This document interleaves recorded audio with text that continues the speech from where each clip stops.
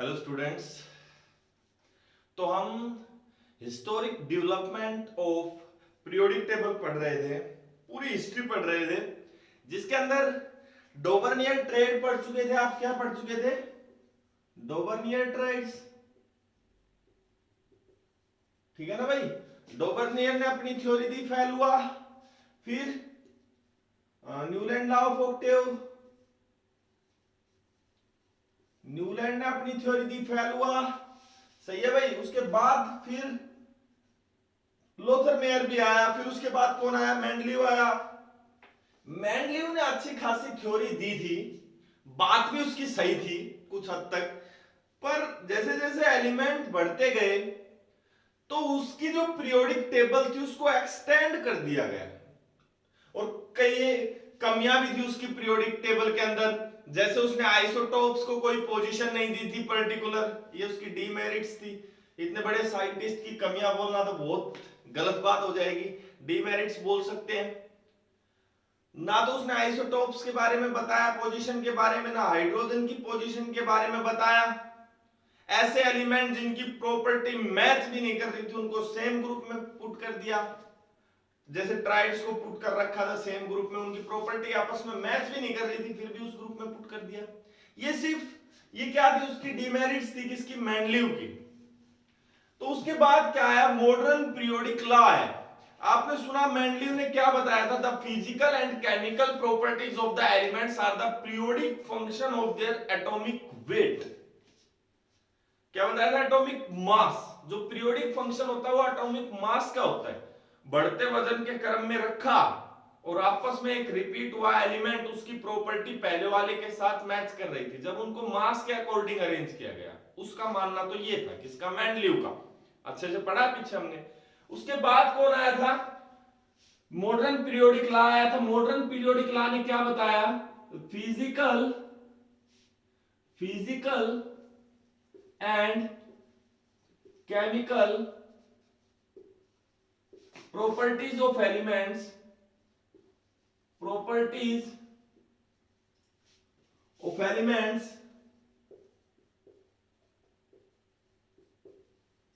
are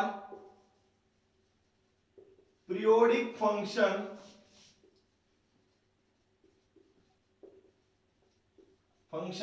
of their atomic number।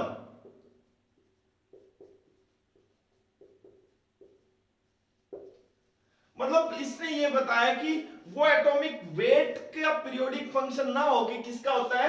Atomic number का होता है। और जो अपनी मॉडर्न पीरियोडिक टेबल आई उसके अंदर एलिमेंट्स को अरेंज भी किस बेसिस पे किया गया? एटॉमिक नंबर के बेसिस पे किया गया, ना कि एटॉमिक वेट के बेसिस पे। तो ये किसने बताया? मॉडर्न पीरियोडिक लॉ ने बताया था physical and chemical properties of the elements are periodic function of their atomic number. थोड़ा सा ही डिफरेंस है। मेंडलीव ने क्या बताया था? एटॉमिक मास बताया था। और मॉडर्न पीरियोडिक टेबल, ये इसमें क्या बताया गया था? मॉडर्न पीरियोडिक लॉ के अंदर एटॉमिक नंबर के बेसिस पे पीरियोडिक फंक्शन बताया गया था भाई। इसने कुछ पीरियोडिसिटी के बारे में भी बताया। किसके बारे में बताया? पीरियोडिसिटी के बारे में। पीरियोडिसिटी भाई, पीरियोडिसिटी क्या होती है? पीरियोडिसिटी का मतलब होता है कि जब मैं एलिमेंट्स को, जब मैं, ध्यान से सुनना, जब मैं एलिमेंट्स को उनके इंक्रीजिंग एटॉमिक नंबर के बेसिस पे अरेंज करता हूं तो एक रेगुलर इंटरवल ऑफ टाइम के बाद उसकी प्रॉपर्टी रिपीट होती है। उसकी केमिकल प्रॉपर्टी क्या होती है? रिपीट होती है। Repetition of the chemical properties, लिख सकता हूं क्या? Repetition of chemical property after regular interval of time। बेटा बात को ध्यान से सुनना, प्लीज ध्यान से सुनना, ठीक है ना भाई। कोई यूट्यूबर नहीं है हम, फिर भी कोशिश कर रहे हैं आपको समझाने की, तो प्लीज ध्यान से वीडियो को देखें आप। मतलब एलिमेंट्स क्या करता है, जब मैं उसको according to their atomic number, उसके एटॉमिक नंबर के बेसिस पे अरेंज करता हूं, तो एक टाइम के बाद उसकी केमिकल प्रॉपर्टीज मैच करती है। ये होती है पीरियोडिसिटी, रिपीट करती है। ठीक है ना भाई। तो जो पीरियोडिसिटी होती है भाई, उसका कारण क्या है, काज क्या है, क्यों रिपीट करी, क्या काज है, दिखाओ मेरे को कैसे रिपीट हो रही है। तो उस काज के बारे में बात करता हूं मैं, किसके बारे में, cause of periodicity, cause of periodicity. अरे सर आप पीरियोडिक टेबल क्यों नहीं मिटा रहे मेरे भाई, नहीं मिटा सकता, बहुत मेहनत से बनाइए ये, इसी का तो खेल चलेगा। पहले थोड़ा सा पढ़ लेते हैं हमने क्या पढ़ा, मॉडर्न पीरियोडिक लॉ पढ़ा, उसके बाद क्या पढ़ा, पीरियोडिसिटी पढ़ा कि भाई रिपीट होती है property after a regular interval of time. उसके बाद बात करते हैं काज ऑफ पीरियोडिसिटी। इधर देखना भाई, मैं जो ये पहला ग्रुप है मेरा, पहला ग्रुप, इस ग्रुप के एलिमेंट को यहां पर लिख रहा हूं, लिथियम, सोडियम, पोटासियम, हेलिना की रब से फरियाद, लिखा ये एलिमेंट्स मैंने।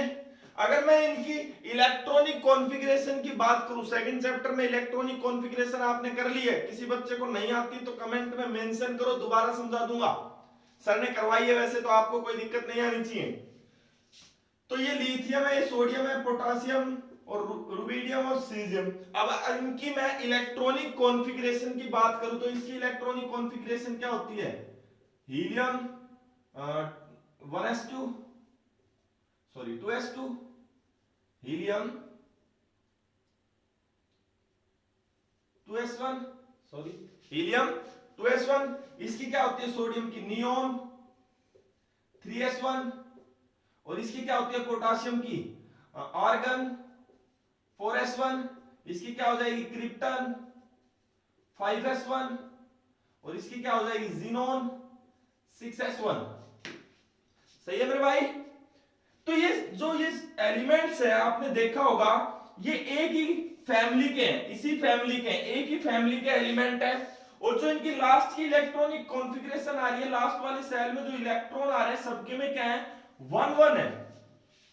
जितने भी अल्कली मेटल्स लिखे हैं मैंने, एक ही फैमिली से बिलोंग करते हैं, एक ही परिवार के हैं, और सबके लास्ट सेल में 1 1 इलेक्ट्रॉन है। तो इनकी प्रॉपर्टी रिपीट हुई ना, रिपीट हुई ना भाई। एक टाइम घूम के आने के बाद जो दूसरा एलिमेंट आया, फिर तीसरा आया, फिर चौथा आया, फिर पांचवा आया, एक रेगुलर इंटरवल ऑफ टाइम के बाद, तो सबकी लास्ट तो सेल के अंदर कितने इलेक्ट्रॉन थे, सिर्फ एक इलेक्ट्रॉन था। सही है ना भाई। दूसरी बात अगर मैं बात करूं तो ये सारे के सारे कैसे हैं, अल्कली मेटल्स हैं, इनकी केमिकल प्रॉपर्टीज भी आपस में क्या करती हैं, मैच करती हैं। सही है ना भाई। रिएक्टिव मेटल है, लास्ट सेल में सिर्फ एक इलेक्ट्रॉन है, इजीली उस इलेक्ट्रॉन को क्या कर देते हैं, रिमूव कर देते हैं। तो ऐसी कुछ प्रॉपर्टीज हैं इनकी, वो आपस में क्या करती हैं, मैच करती है। ये क्या होता है, काज ऑफ पीरियोडिसिटी होता है बेटा, क्या होता है, काज ऑफ पीरियोडिसिटी। ये सिर्फ इसके केस में नहीं है, हर एलिमेंट के केस में देख लो, इसकी लास्ट सेल में 2 इलेक्ट्रॉन होंगे, इसकी में 3 होंगे, मतलब ऐसे सबके में प्रॉपर्टी मैच करती है। जो ये मेरा लास्ट ग्रुप है, नोबल गैसेस का ग्रुप है, इनकी लास्ट सेल भरी हुई होती है, सबकी लास्ट सेल भरी हुई होती है। तो यही तो एक पीरियोडिसिटी है कि एक बार एलिमेंट्स रिपीट होके आता है तो उसकी प्रॉपर्टी क्या करती है, मैच करती है। ये होती है बेटा पीरियोडिसिटी और काज ऑफ पीरियोडिसिटी। बाकी मैं नोट्स दे दूंगा, आप नोट्स में भी पढ़ सकते हो। उसके बाद अब मैं स्टार्ट करता हूं long form of periodic table, या बोल दीजिए मॉडर्न पीरियोडिक टेबल, या बोल दीजिए बोर टेबल। किसकी टेबल है ये, भोर भैया की टेबल है। सही है मेरे भाई, भोर भैया की टेबल है। तो ज्यादा टाइम नहीं खराब करते हुए भाई जल्दी से इसको डिस्कस करते, नहीं तो वीडियो ज्यादा लंबा हो जाएगा। देखो भाई, bore table long form of periodic table है। इस टेबल के अंदर 7 तो पीरियड्स होते हैं, कितने होते हैं, 7 पीरियड्स होते हैं, और 18 ग्रुप्स होते हैं। क्या होते हैं, 7 पीरियड और 18 ग्रुप्स होते हैं। सही है भाई, 7 पीरियड 18 ग्रुप्स। देख लो, इसको क्या बोल सकते हैं, मॉडर्न पीरियोडिक टेबल को एक तरह से बोल सकते हैं एक्सटेंडेड मेंडलीव टेबल। जो मेंडलीव की टेबल थी उसको एक्सटेंड कर दिया गया और एटॉमिक नंबर के बेसिस पे अरेंज कर दिया गया। इसने क्या कहा कि भाई मैं वो फंडा नहीं रखूंगा कि भाई इस सब ग्रुप में डिवाइड करो, A B first A first B second A second B, मैं सीधे सीधे टेबल को ही बढ़ा रहा हूं, एक्सटेंड कर रहा हूं और 18 क्या बना रहा हूं बेटा, ग्रुप बना रहा हूं। ये बात किसने कही, मॉडर्न पीरियोडिक टेबल ने बोला 7 पीरियड है और 18 ग्रुप्स हैं। अब थोड़ा सा मैं इनका डिस्कशन करता हूं। जो ग्रुप होते हैं, मैं हालांकि आपको बता चुका, सॉरी फिर से लिख रहा हूं, पीरियड और क्या ग्रुप, ठीक है भाई। जो मेरी हॉरिजेंटल रो है, क्या है जो मेरी हॉरिजेंटल रो,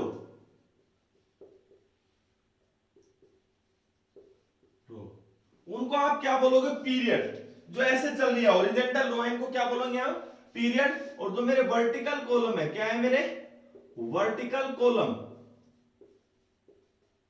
इनको आप क्या बोलोगे, ग्रुप। ऊपर से नीचे 1 2 3 4 5 6 7 8 9 12 मतलब अप्रोक्स कहां तक, 18 तक, इनको क्या बोलते हैं, ग्रुप बोलते हैं। और ये जो 7 ले रखे हैं, इस साइड ले रखे हैं, इनको क्या बोलते हैं हम, पीरियड बोलते हैं भाई, ठीक है भाई।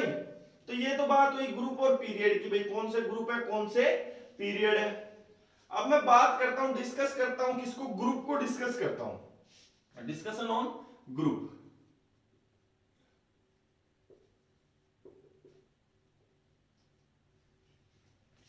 अब इस ग्रुप के अंदर जब मैं बात करूं, तो जो फर्स्ट और सेकंड और 13 से लेके 18 जो ये ग्रुप है, पहले 2 ग्रुप और लास्ट वाले 6 ग्रुप, पहले 2 ग्रुप और लास्ट वाले 6 ग्रुप, इनको मेन ग्रुप एलिमेंट्स बोलते हैं। क्या बोलते हैं बेटा, मेन ग्रुप एलिमेंट्स, या बोल सकते हैं रिप्रेजेंटेटिव एलिमेंट्स भी बोलते हैं इनको।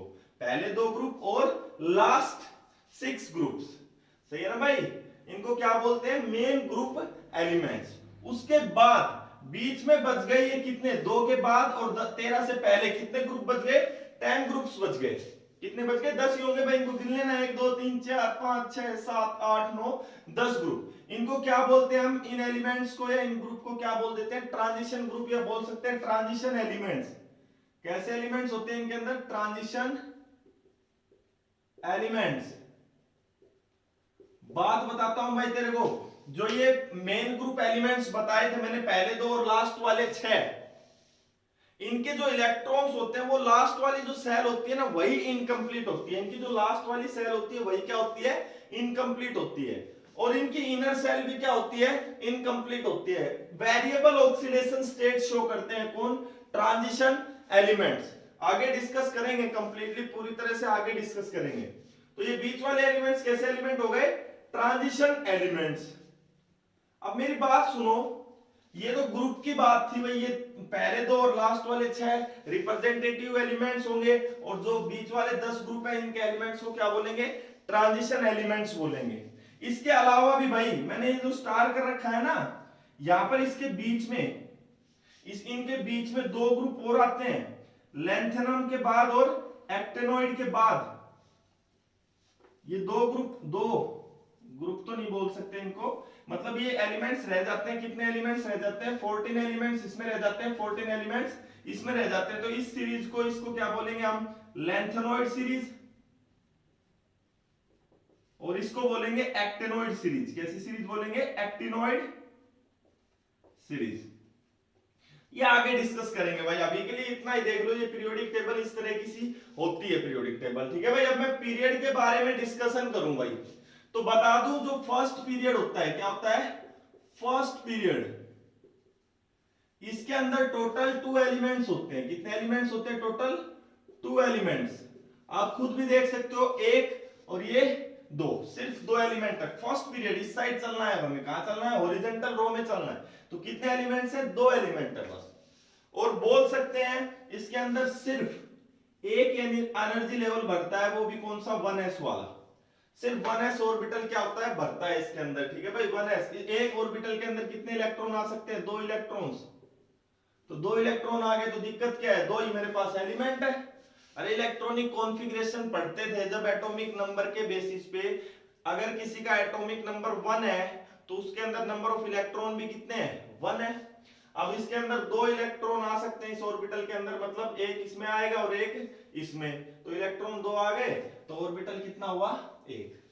एक ऑर्बिटल में कितने इलेक्ट्रॉन्स आते हैं, 2 इलेक्ट्रॉन। पढ़ लिया होगा सेकंड चैप्टर में आपने, कोई दिक्कत है तो आप मेरे से पूछ सकते हो।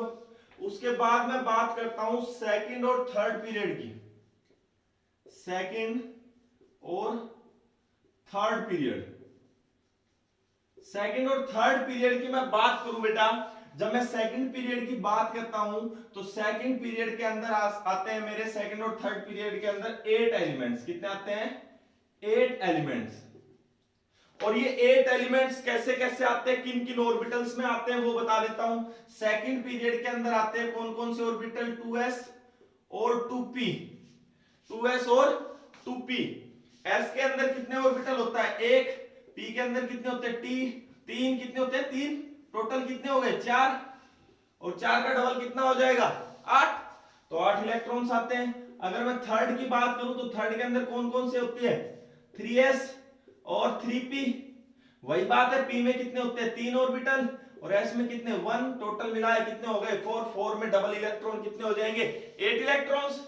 सही है भाई। तो ये सेकंड और थर्ड पीरियड की बात हो गई भाई। इनके अंदर कितने एलिमेंट्स आते हैं? 8 एलिमेंट्स। और इलेक्ट्रॉन भी कितने आएंगे? ऑब्वियस सी बात है, 8 इलेक्ट्रॉन्स होते हैं।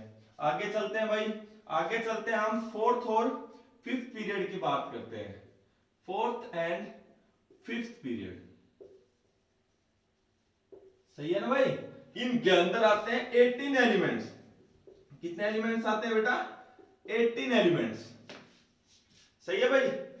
फोर्थ पीरियड के अंदर कौन कौन से ऑर्बिटल भरेंगे, किस किस के ऑर्बिटल भरेंगे, कौन कौन सी सेल के? तो बोल देंगे फोर्थ के अंदर भरेंगे। इस यहां तक कौन से भर चुके थे?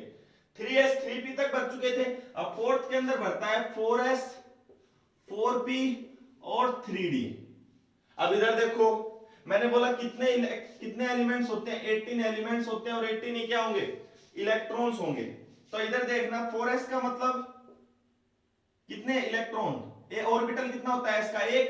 p का मतलब कितने ऑर्बिटल? 3। d का मतलब d में कितने ऑर्बिटल होते हैं? 5।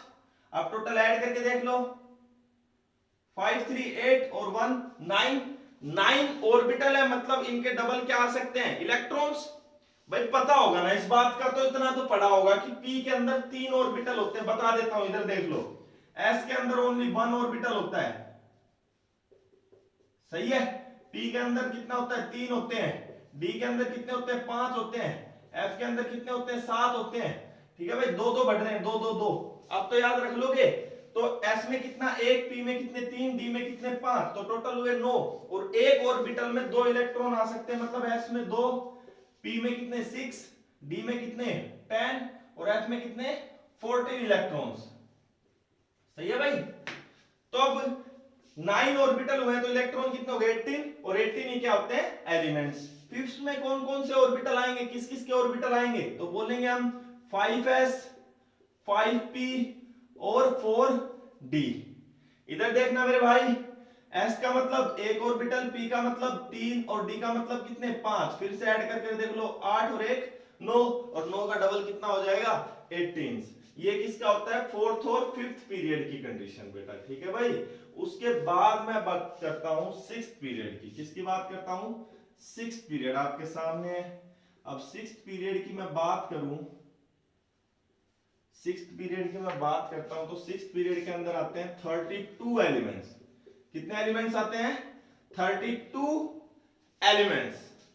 अब कौन कौन से ऑर्बिटल के आएंगे वो चीज देखो, 6s 6p 5d and 4f।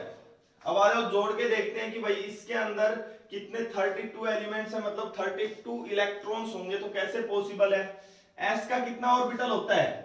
1, p के 3, d के 5, f के कितने होंगे? 7। दोनों सबको ऐड कर दो, कितना हो जाएगा? 12 12 और 3 15 15 और 1 16। टोटल कितने हो गए?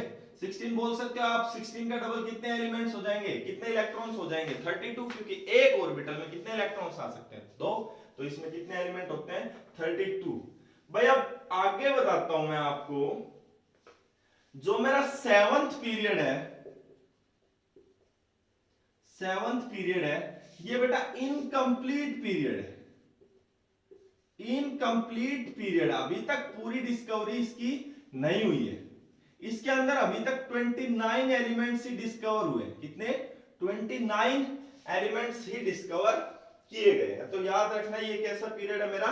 इनकम्प्लीट पीरियड है।